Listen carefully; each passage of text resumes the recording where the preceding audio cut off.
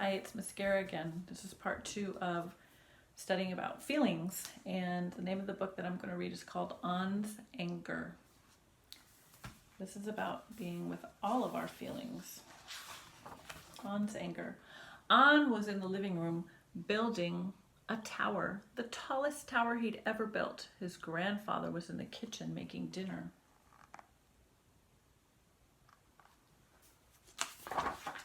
An, grandfather called out, dinner is ready. An added a yellow block and smiled. The tower was almost as tall as he was. Now the red one, An whispered, placing a red block on the very top.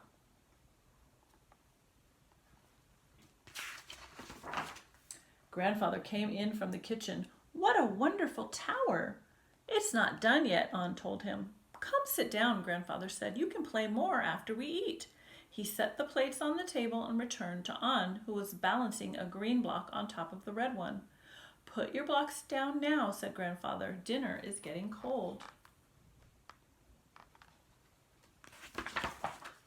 An wanted to keep playing. He opened his mouth to speak, but his bottom lip quivered and the words wouldn't come. An's eyes filled with tears, and he started to cry.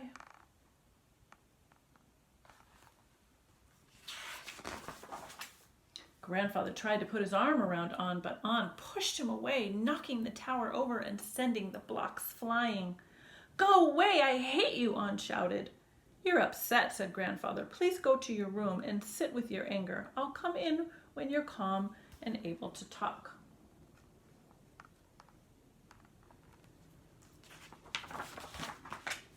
An ran to his room and leapt onto his bed.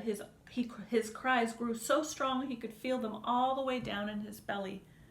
How do I sit with my anger, he wondered. I'm so angry, angry, angry.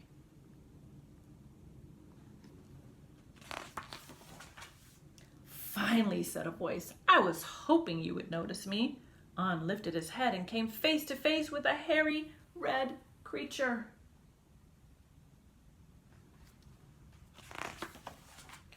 Who are you? Asked An, and how did you get into my room?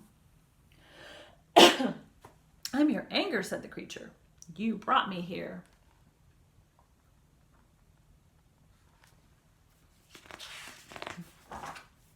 My anger?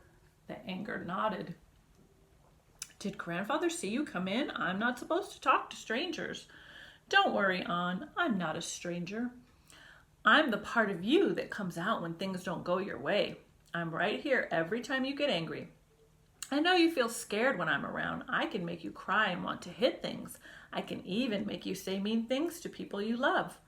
An's anger started to turn the knob of the bedroom door. Come on, he said. I'll show you. An was tempted, but grandfather had said to stay in the room. Wait, An said. Maybe we can do something in here.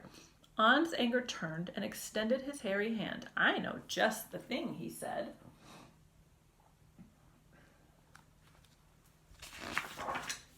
An took his anger's hand, and together they danced all around the room. They raised their arms overhead and spun wide circles. They used their breath to make sound like a strong, howling wind. They got down on their knees and pounded the ground with their hands. It sounded like they were playing drums on the earth, and An like that. Finally, they were exhausted and ready to be still.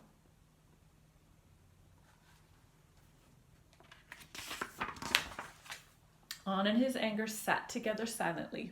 They sat. They breathed in. They breathed out.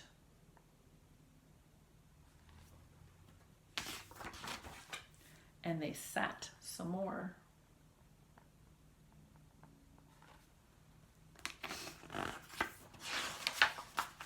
I don't like to say mean things to people, said An, but sometimes I can't help it. I can help you, said his anger. How can you help? I thought you were the one who was making me do these things in the first place. That's true, but I'm also your friend. Whenever you feel angry, you should come sit with me. After we spend some time together, you might feel better. Spending time with you is kind of fun, said An.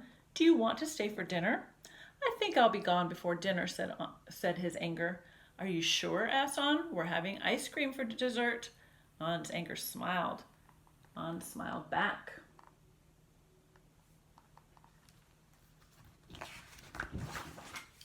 An was tired. He took a deep breath and let out a sigh. And when he did, his anger became smaller. An and his anger continued to breathe together. With each in-breath, An's anger got a little bit smaller. And with each out-breath, An felt a little better. An heard a gentle tapping on his bedroom door. It was Grandfather.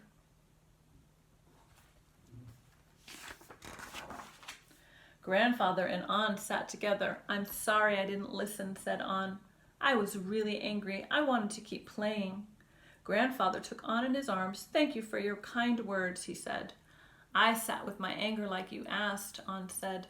"But we didn't just sit. We danced and played too. Do you want to meet him?" An looked up, but his anger was gone. "Grandfather," said An, "do you know what happened?" "I think I do," said Grandfather. "You took good care of your anger and it went away." "That's right," said An. "How did you know?" "When I was a little boy, I met with my anger too." "Really? Was it because of blocks?" "No," laughed Grandfather. "There were no blocks, just frogs, a lily pond, and a sun that wouldn't set. Come, let's eat dinner and I'll tell you my story."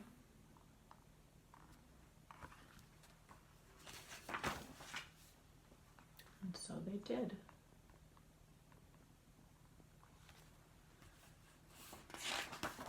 All right, so when we feel angry, what does it look like in a body when it's angry?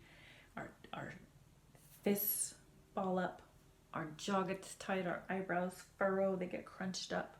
We might feel our heart rate go up, our breathing gets fast, we get hot, right? That's anger. When we feel that, what are some things that people do sometimes when they feel angry? In the story, An yelled at his grandfather. He may have knocked his blocks down. I'm not sure if that was accidental or not. But sometimes people hit things or punch things. Maybe they yell or scream. Sometimes they break things, slam a door, right? These are some things that sometimes people do when they're angry. But when we do those things, right, we hurt ourselves and we hurt other people. Sometimes we hurt things and we don't want to do that.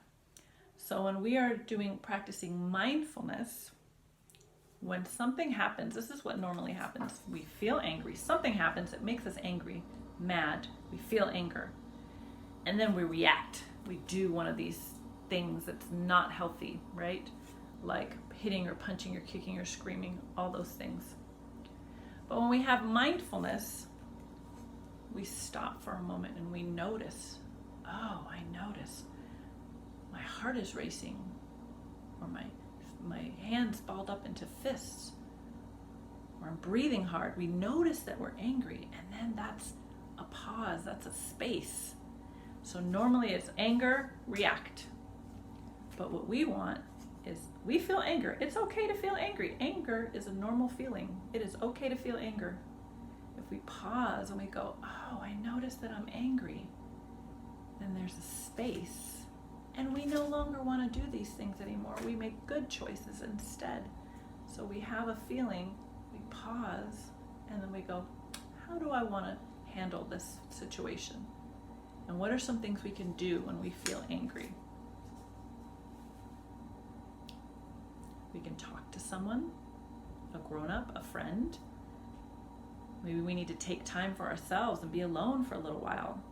Maybe we need to do some breathing, some deep breathing. We can write about our feelings in a journal. We can make art. We can cuddle with our pets. We can ask adult for help. We can say, I need help solving this problem. Can you help me? We can use our words, right? So many choices. So when we notice that we're angry, we can take some deep breaths. We pause. We say, oh, I noticed that I'm angry. Maybe our body tells us that we're angry. And then we make a good choice, a better choice, a choice that's going to help us solve the problem, or eventually we'll feel better, but we're not going to hurt ourselves, hurt things, or hurt other people. Okay?